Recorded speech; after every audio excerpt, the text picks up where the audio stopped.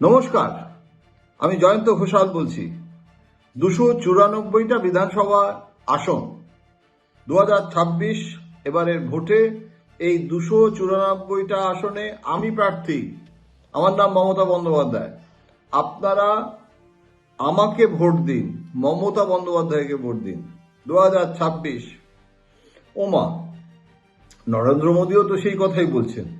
নরেন্দ্র মোদী এলেন, তিনি এই ভোট লোকসভা নির্বাচন লড়বেন 2029-এ, তার ভোট, তাতে কি হলো? তিনি বিধানসভা নির্বাচনের প্রচারে বলছেন 294টা আসনে সবাইকে উনি নরেন্দ্র মোদী হিসেবেই দেখছেন। এই যে পুরো জনসভার আপনারা সবাই নরেন্দ্র মোদী, আপনারা সবাই মোদী, এই যতজন প্রার্থী আছে তারাও মোদী, মোদীময় এ পৃথিবী।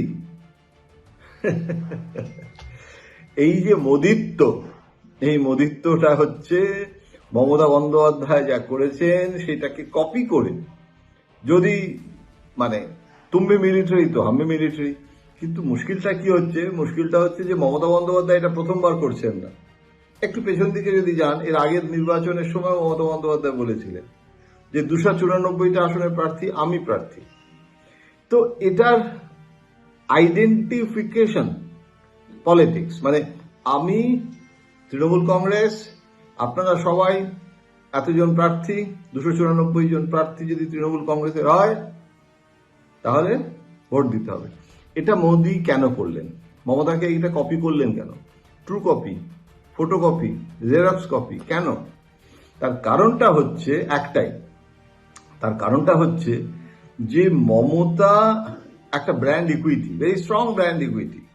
যারা তৃণমূলকে ভোট দেবেন, তৃণমূলকে চান, বিজেপির বিরুদ্ধে ভোট দেবেন, তারা সবাই মমতার জন্যই তৃণমূল কংগ্রেসকে ভোট দিচ্ছে। তৃণমূল কংগ্রেসের 15 বছরের অ্যান্টি ইনকাম্বেন্সি আছে, এটা তো হতে পারে না। জেলায় জেলায় তৃণমূলের দৌরাত্ম্য নেই, যাকে বলা হয় যে সিন্ডিকেট থেকে শুরু করে কত রকমের অভিযোগ, এগুলো ক্ষমতার সঙ্গে থাকতে গেলে এগুলো এসে যায়। মিছিল যখন হয়, আমি তো দেখি মিছিলের মুখগুলো, মমতা বন্দ্যোপাধ্যায় একটা মুখ, কিন্তু সমস্ত মুখ, জেলাওয়ারি, স্থানীয় যে মুখ, সেগুলো সব কি আর মমতা বন্দ্যোপাধ্যায়? সুতরাং মমতাকে সামনে রেখে তৃণমূল কংগ্রেসের যদি নতুন তৃণমূলও গঠন করতে হয়, সেটাও তো মমতার নেতৃত্বেই করা হচ্ছে। সুতরাং এইটা যাতে মমতার লাভ না হয়ে যায়, তাহলে তার বিরুদ্ধে তো বিজেপির কোনো মুখ্যমন্ত্রী নেই। এটা তো বিজেপির একটা ভীষণ জ্বালা। দেখুন, একটা সহজ প্রশ্ন আপনাকে করি, আপনি আমাকে উত্তর দিন। এবারের ভোটে বিজেপির প্রধান প্রচারক, স্টার প্রচারক কে? নাম্বার 1 কে? নাম্বার 2 কে? বলবেন, উত্তরটা দেবেন? আমি বলছি, প্রথম প্রচারক, স্টার প্রচারক নরেন্দ্র মোদী, দ্বিতীয় স্টার প্রচারক অমিত শাহ। তাহলে নাম্বার 1, নাম্বার 2 প্রচারক কে?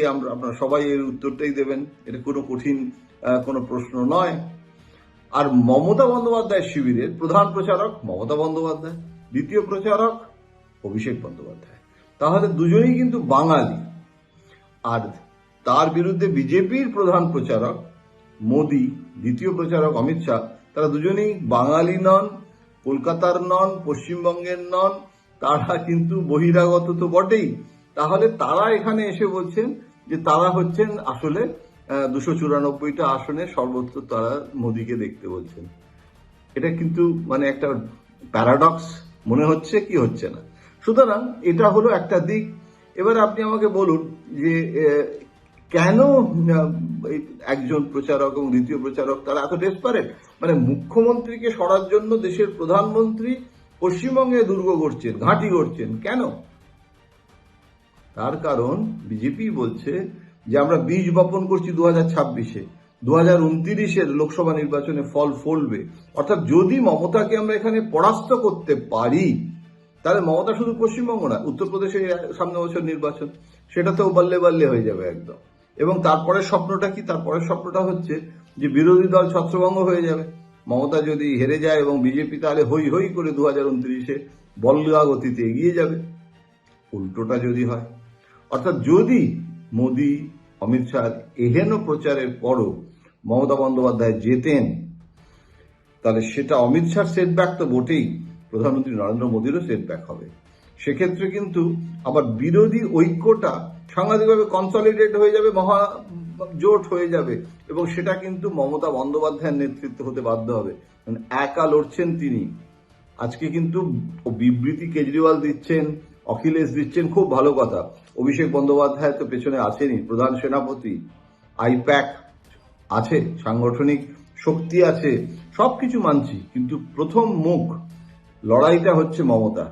কিন্তু কি আশ্চর্য, হচ্ছে বিধানসভা নির্বাচন, বিরোধী দল বিজেপি, তাহলে লড়াইটা তো শুভেন্দু অধিকারী আর সমীক ভট্টাচার্যের যে বিরোধী দল বিজেপি, তার সঙ্গে হওয়া উচিত ছিল মমতা বন্দ্যোপাধ্যায়। তো শাসক দল বনাম বিরোধী দল, এটা যেন মনে হচ্ছে শাসক দলের প্রধান মুখ হচ্ছে নরেন্দ্র মোদী, আর তার বিরুদ্ধে প্রধান বিরোধী মুখ হচ্ছে মমতা বন্দ্যোপাধ্যায়। এবং নির্বাচন কমিশন, এনফোর্সমেন্ট, সিবিআই থেকে শুরু করে আদালতের বিভিন্ন রায় টায় সব মিলিয়ে ব্যুরোক্রেসি, মিডিয়া, সবাই মিলে যে একটা কুরুক্ষেত্র রচনা হয়েছে, সেটা দিল্লি বনাম বাংলা।